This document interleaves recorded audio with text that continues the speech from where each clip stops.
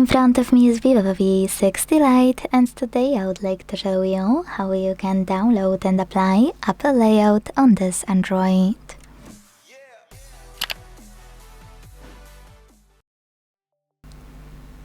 Start by opening Play Store to download this app called LaunchOS from Launcher Studio.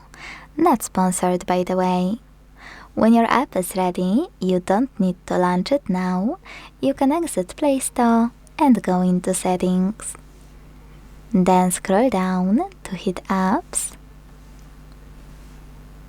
Click on Choose Default Apps available here.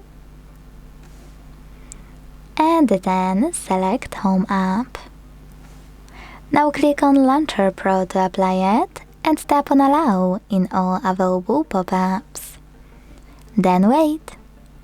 As you can see, my Apple layout was applied successfully on this Vivo.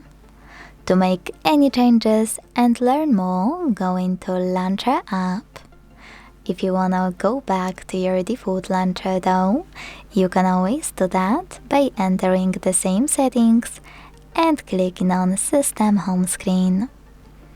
Thanks so much for watching. If you enjoyed this video, leave a like, comment and subscribe. Bye!